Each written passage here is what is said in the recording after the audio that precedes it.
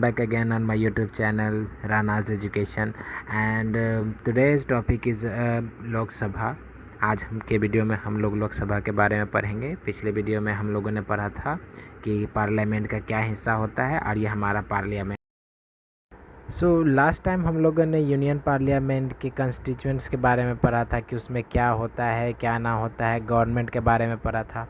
अब इस वीडियो में हम लोग पढ़ने वाले हैं द यूनियन पार्लियामेंट के कुछ हिस्सों के बारे में। जैसे हमारा पार्लियामेंट जो है वो दो भागों में बटा हुआ है, एक लोकसभा और एक Rajya Sabha. Means there are two houses in our parliament which is govern by the government and the first one is Lok Sabha and the second one is राज्य सभा। So today's lecture is all about लोक सभा। आज की video में हम लोग सिर्फ लोकसभा के बारे में पढ़ेंगे, लोकसभा में क्या होता है इसी के बारे में सारा चीज़ हमें जानना है। पहला, लोकसभा के बारे में फर्स्ट लाइन ये है कि ये हाउस ऑफ द पीपल कहा जाता है। ये आपके ऑब्जेक्टिव में काम आ सकता है कि what do you mean by the house of the people, then Lok Sabha is the house of the people. And Lok Sabha के जो मेंबर्स होते हैं ना वो डायरेक्टली इलेक्टेड होते हैं। लोकसभा के जो मेंबर्स होते हैं वो डायरेक्टली इलेक्टेड होते हैं। कहने का मतलब है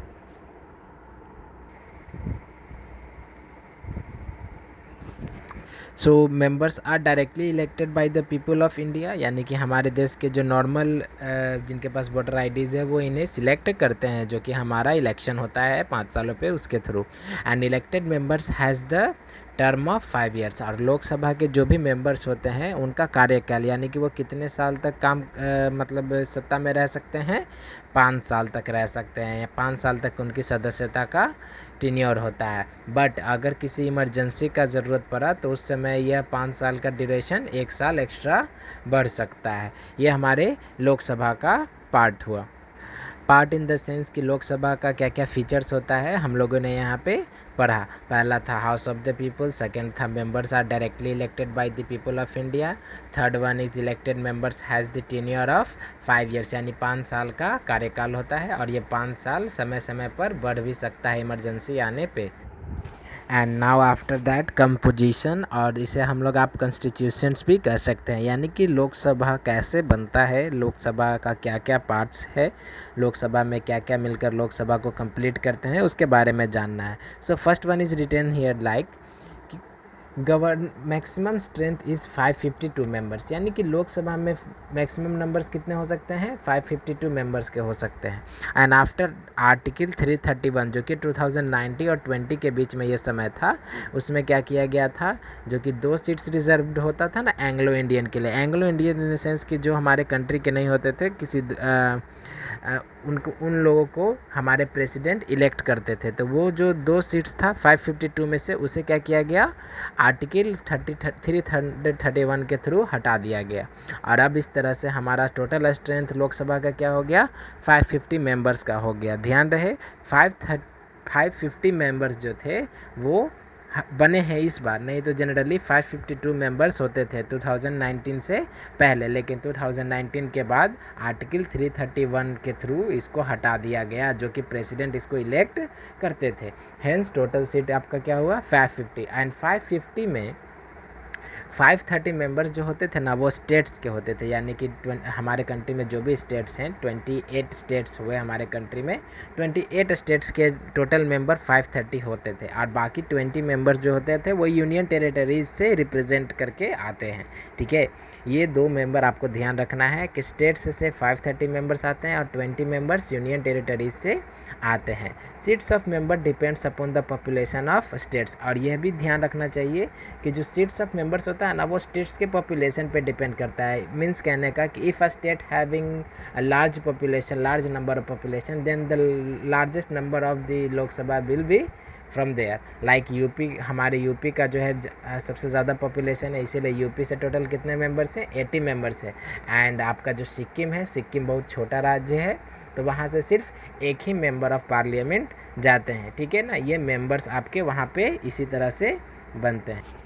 तो यहाँ पे सिक्किम में एक हुआ। और क्वालिफ़िकेशंस की अगर बात की जाए तो लोकसभा के मेंबर होने के लिए फ़र्स्ट ऑफ ऑल हमें इंडिया का सिटीज़न होना पड़ेगा, और इंडिया के सिटीज़न के साथ साथ ही हमारा एज 25 ईयर्स कम से कम होना चाहिए। इससे कम अगर होगा तो आप लोकसभा के मेंबर्स बनने के कैपेबल नहीं है। इसीलिए लोकसभा के मेंबर्स होने के लिए एज 25 ईयर्स रखता है।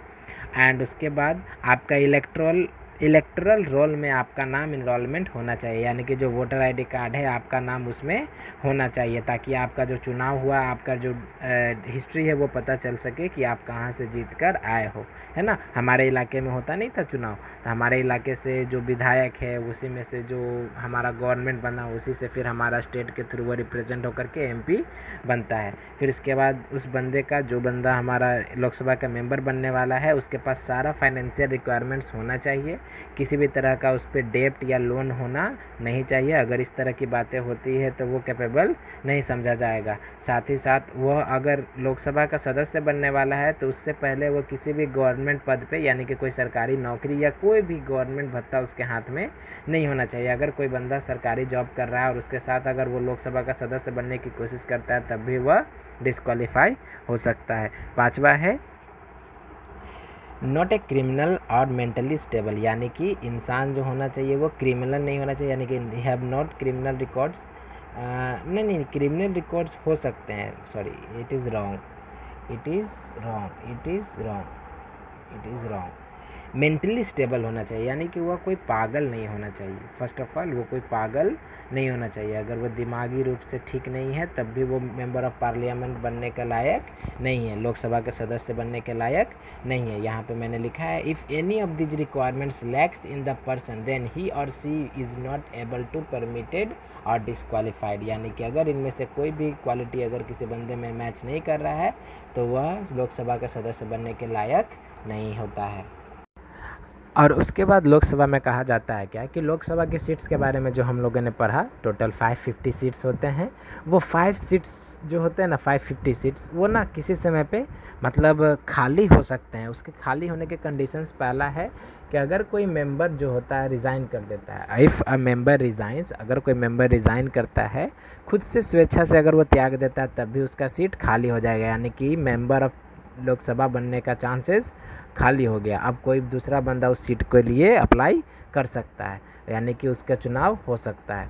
सेकंड है रिमेंस अब्सेंट, अगर कोई मेंबर करीब 60 दिन तक कंटिन्यूसली अब्सेंट रहता है लोकसभा के सेशन में तो उसकी सदस्यता ऐसे भी छीन ली जाएगी ऑटोमेटिकली। यह प्रावधान लिखा हुआ है हमारे कॉन्स्टिट्यूशन में। तीसरा है कि अगर कोई स्टेट से चुनाव जीत कर आया है, अगर कोई बंदा स्टेट से चुनाव जीत कर आया है या फिर स्टेट में चुनाव जीता है तो उसे अपनी मेंबर ऑफ पार्लियामेंट की सदस्यता छोड़नी होगी, तभी जा कर के वो स्टेट में अपनी चुनाव का जो इलेक्शन हुआ है, जैसे कोई एमपी है, कोई मेंबर ऑफ पार्लियामेंट है, अगर वो कोई चुनाव लड़ा तो स्टेट में किसी मिनिस्टर के पद पे वो उस पद को जीत चुका है तो उसे अपना पद छोड़कर ही वहाँ जाना होगा। ऐसा नहीं कि वो इस पद पे भी काम कर रहा हो और उस पद पे भी काम कर रहा हो, उसे अपना सीट ओपन करना पड़ेगा। अब लोकसभा में प्रोसीजर्स क्या क्या होते हैं, तो लोकसभा के प्रोसीजर्स यहाँ पे मैंने लिखा है। पहला सेशन होता है, सेकंड कोरम होता है, तीसरा क्वेश्चन आवर होता है और चौथा मोशन होता है, पांचवा होता है आपका एडजर्नमेंट। ये सब मैंने यहाँ 3 ही लिखा है, बट आगे मैं लाइन बाय लाइन क्लियर करूँगा। पहला लोकसभा का प्रोसीजर में आता है सेशन। सेशन बोलने का मतलब होता है कि लोकसभा का जो भी, जैसे हम लोग का सेशन चलता है ना, 6 क्लास 7 क्लास 8 क्लास का सेशन, आपका भी सेशन चलता है, मॉर्निंग सेशन, इवनिंग सेशन।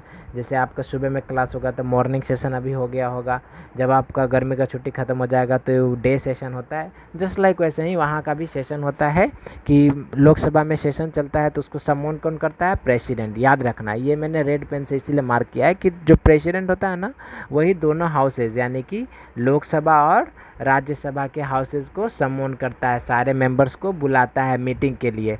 ये मीटिंग कम से कम साल भर में 2 बार होना चाहिए, साल में मिनिमम 2 बार होना चाहिए। ऐसे तो ये 3 होता है, 3 तरह के सेशन होते हैं। पहला बजट सेशन, दूसरा मानसून सेशन और तीसरा विंटर सेशन। बजट सेशन हम लोग का होता है 1 अप्रैल से 31 मार्च तक, ठीक है। 1 अप्रैल से 31 मार्च तक हमारा बजट सेशन होता है। द मानसून सेशन हमारे मानसून से स्टार्ट होता है और तीसरा विंटर सेशन। बट इसमें से जनरली 2 कम से कम होना चाहिए, जैसा कि मैंने यहाँ लिखा है कि have to meet at least twice in a year for minimum duration of 6 month, यानी कि लोकसभा और राज्यसभा के मेंबर्स आकर के एक साथ मिल करके एक दूसरे के साथ जो भी डिबेट होता है वो करते हैं। ये तो आपका 3 सेशन हुआ जो कि लोकसभा के प्रोसीजर का पहला हिस्सा होता है। Here are your session. First one is the budget session, second one is monsoon session and third one is winter session. And second procedure हमारे लोकसभा का होता है कोरम।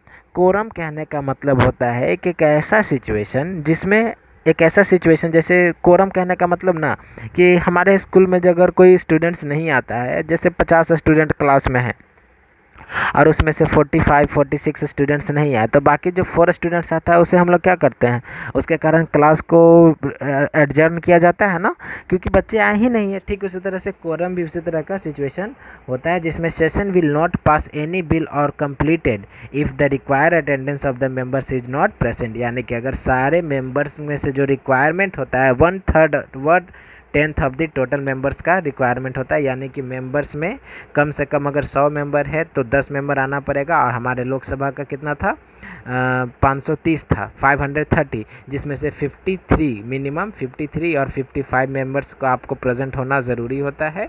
और दूसरा 1/10 ऑफ द टोटल मेंबर्स, वही आपका 1/10, यानी कि अगर 550 मेंबर्स है तो 55 मेंबर्स का होना ज़रूरी है। ठीक है ना, ये आपको ध्यान में रखना होगा।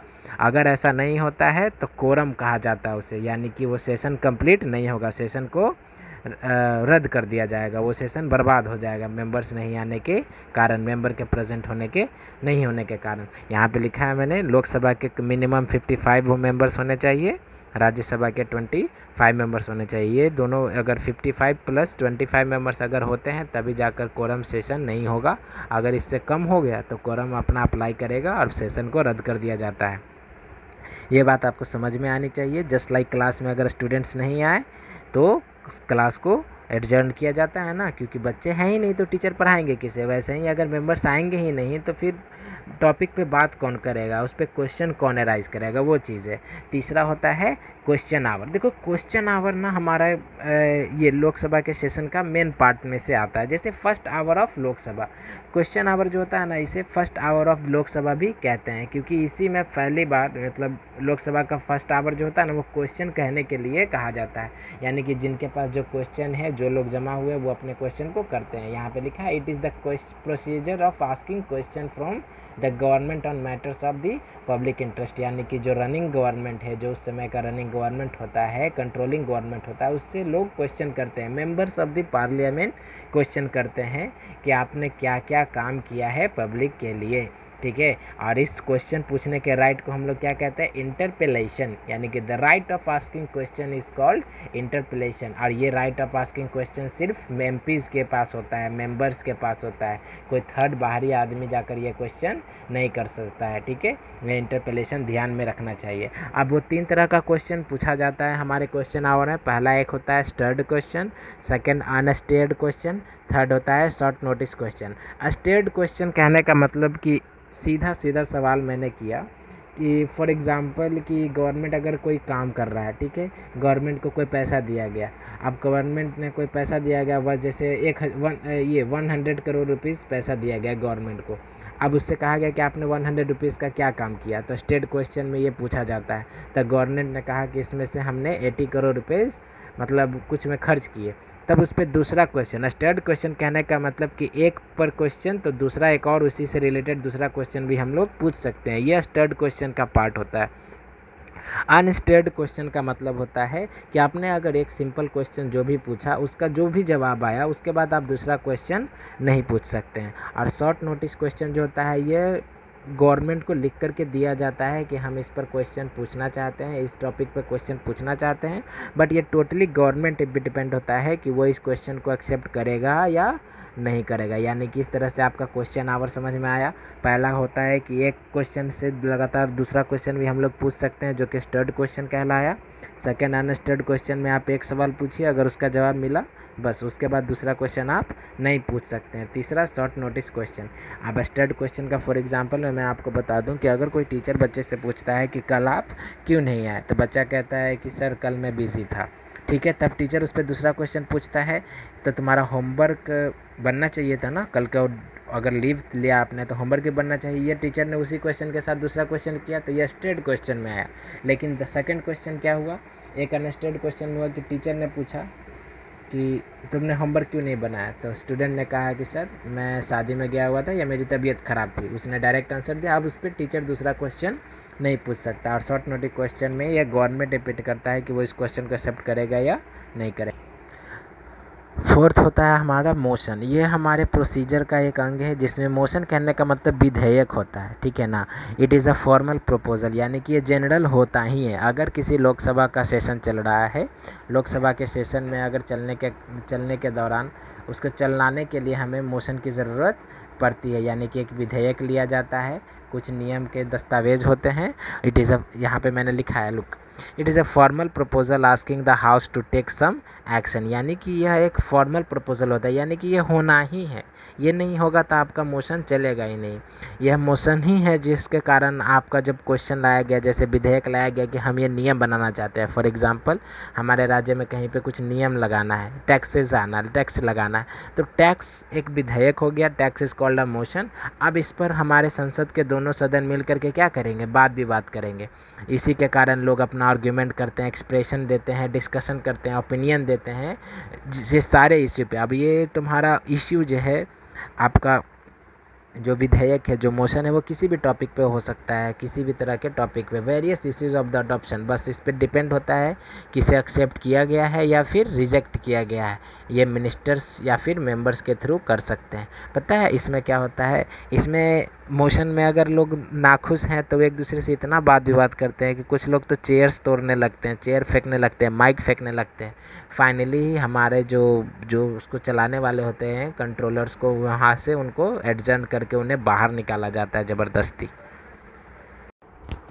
और आज का लास्ट टॉपिक है हमारा स्पीकर। लोकसभा के प्रोसीजर्स के बाद अब हम उसके बारे में पढ़ेंगे जो कि लोकसभा को ऑपरेट करता है, और उसका नाम होता है स्पीकर। स्पीकर के बारे में कहा जाता है कि speaker is the presiding officer who regulates and controls the session of Lok Sabha in a systematic way. कहने का मतलब कि स्पीकर जो होता है वो प्रिसाइडिंग ऑफिसर बोलने का मतलब कि ऐसा ऑफिसर जो बैठा होता है एक बड़ी सी कुर्सी पे, और कुर्सी पे बैठ करके वो लोगों को क्या करता है, कहता है कि आज की कार्रवाई शुरू की जाए। उनका काम होता है लोकसभा के सेशंस को कंप्लीट करना, ठीक है। और इसमें कोई भी मेंबर, यहाँ लिखा हुआ है any member of the parliament can be elected after general election to be a speaker, यानी कि स्पीकर बनने के लिए किसी भी मेंबर को एक जनरल इलेक्शन के थ्रू जनरल इलेक्शन के थ्रू पार होना पड़ेगा, जिसमें लोग उनको चुनेंगे कि इन्हें हम अपना स्पीकर बनाना चाहते हैं। स्पीकर का काम होता है इम्पार्शियली, स्पीकर वर्क्स इम्पार्शियली, यानी कि किसी भी तरह के भेदभाव के बिना उसे यह काम करना होता है। Speaker is elected for the tenure of 5 years. Speaker भी 5 साल की, जैसे मेंबर्स 5 साल के लिए चुने जाते हैं, वैसे ही स्पीकर भी 5 साल के लिए चुने जाते हैं। स्पीकर का काम आपने पढ़ा कि स्पीकर क्या करता है, लोकसभा के सेशन को कंडक्ट करता है, कंट्रोल करता है, और कोई भी स्पीकर बन सकता है। अब स्पीकर के फंक्शंस के बारे में हम लोग पढ़ेंगे। तो स्पीकर का फंक्शन यहाँ पे है आपका कि पहला रिलेटिव बिजनेस कंडक्शन, यानी कि रिलेटिव बिजनेस फंक्शन आप इसको कह सकते हैं, जिसमें एक स्पीकर क्या कर सकता है, लोगों को एक टाइम देता है कि आप इतने समय के लिए डिसाइड कीजिए आपको क्या कहना है, क्या करना है, और उसके बाद आप अपने वर्डिक्शन को दीजिए, यानी कि आप जो भी सोचे हैं उसके बारे में हमें बताए, लेट अस नो कि आप क्या सोचे हैं, ऐसा कहते हैं, जिसमें रिजल्ट पे डिपेंड होता है। जैसे decision is obeyed by all वाला, कि ये जो नियम बना वो बात की बात थी, जैसे जो भी टॉपिक है उस पर स्पीकर ने कहा, जो भी काम है उस पर स्पीकर ने कहा कि आज का टॉपिक शुरू किया जाए, और इस पर जो भी सोचा है आप सोच लीजिए, बट फाइनल डिसीजन जो होता है वो स्पीकर लेता है, जिसे सबको मानना पड़ता है, क्योंकि स्पीकर ही जो होता है वो हमारे सेशन का हेड होता है। अगर स्पीकर ने बिल पास किया है तो उस पर स्पीकर का साइन होगा, जो कि लोकसभा का साइन कहा जाता है। यानी कि लोकसभा में हमारा स्पीकर ही सबसे पहला इंसान होता है जो इन सब पर अपना साइन करके अपना डिसीजन सुनाता है। अगर वो डिसीजन दिया है तो उसको कोई ऑब्जेक्ट नहीं कर सकता है। स्पीकर का सेकेंड वर्क क्या हो गया? Administrative function. स्पीकर का एक काम एडमिनिस्ट्रेटिव में भी होता है, जिसमें सिर्फ स्पीकर क्या करता है? स्पीकर अलग अलग तरह के पिटीशन या फाइल्स को रिसीव करता है और उसके बारे में डिसीजन लेता है या फिर सलाह मशवरा किसी को दे सकता है। तीसरा होता है डिसिप्लिनरी एक्शन, डिसिप्लिनरी फंक्शन, जो कि मैंने अपने बोला ना कि जब लोग वाद विवाद करते हैं तो अगर वो कंट्रोल नहीं होते हैं तो उनको स्पीकर क्या कर सकता है? सस्पेंड कर सकता है, टेम्पररी सस्पेंड करता है, टेम्पररली सस्पेंड करता है और उसके साथ साथ उस पर कुछ भी जुर्माना अगर लगाना हो तो जुर्माना लगाएगा। और ये कारण क्या होता है कि जो सीरियस कोड कंडक्ट ब्रेक होता है ना, जो भी नियम कानून होता है, अगर उसको एमपीज लोग मेंबर्स लोग ठीक से फॉलो नहीं कर रहे होते तब उनके खिलाफ ये एक्शन लिया जाता है। फोर्थ होता है पार्लियामेंट्री कमेटी। पार्लियामेंट्री कमेटी में यह स्पीकर का काम होता है अलग अलग तरह के जो भी डिपार्टमेंट्स है सारे के बिजनेस मैनेजर्स को, बिजनेस के रिलेटेड लोगों को बुलाना और उनको सलाह मशवरा दे करके उनको डिसीजन सुनाना। और एक मिसलेनियस फंक्शन होता है जो कि एडिशनल फंक्शन भी आप इसको कहते हो, जो कि आपका देखा जाता है स्पीकर की सारा काम ठीक से हो रहा है या नहीं हो रहा है। और इस तरह से स्पीकर का सारा काम हुआ आपका। और ये चैप्टर आपका यहाँ पे चैप्टर का लोकसभा टॉपिक यहाँ पे एंड होता है। मिलते हैं नेक्स्ट वीडियो में जहाँ पे हम आपको राज्यसभा के बारे में बताएंगे। आज का वीडियो आपका लोकसभा के लेक्चर पे था जो कि ख़त्म हो गया। Thank you. ये आप हमारा जो पार्लियामेंट के अंदर का दृश्य है, this is scene of our parliaments inside inner parliament, जहाँ पे ये हमारे हुए बैठे हुए स्पीकर और ये जितने भी लोग हैं ये सारे मेंबर्स हुए। ये सारे मेंबर्स आप पिक्चर में आपको दिख सकता है कि सारे मेंबर्स हाथ उठा रहे, मतलब ये वाद विवाद करते हैं। कभी कभार वाद विवाद इतनी बढ़ जाती है कि ये लोग स्पीकर तोड़ने मतलब बहुत ज़्यादा विध्वंसक हो जाते हैं, ठीक है। तब इन्हें ये बैठे हुए जो हमारे स्पीकर होते हैं उन्हें सज़ा सुनाते हैं या फिर उन्हें बाहर निकाल कर या फिर एडजर्न कर देते हैं। इस तरह से हमारा लोकसभा का सेशन चलता रहता है। ये हमारे लोकसभा का एक हिस्सा है जो कि हमेशा होता रहता है। और ये भी हमारे लोकसभा का दूसरा दृश्य है। इसी तरह से हमारे लोकसभा में लोग बैठते हैं और बीच में उनका जो भी मेन पर्सन होता है उनके डॉक्यूमेंट्स को यहाँ पे ये जो पार्ट हुआ यहाँ पे डॉक्यूमेंट्स को राइट किया जाता है। ऐसे हर एक इंसान के पास उनका रिटन रिकॉर्ड होता है जिसके बेसिस पे वो लोग क्या करते हैं, डिबेट करते हैं। और ये हमारा लोकसभा इस तरह से हमारे स्पीकर वर्क करते हैं। जो हमारे स्पीकर हैं ये बैठकर इन सभी की बातें सुनते हैं और फाइनली डिस्कशन करके अपना डिसीजन सुनाते हैं जो कि सबको मानना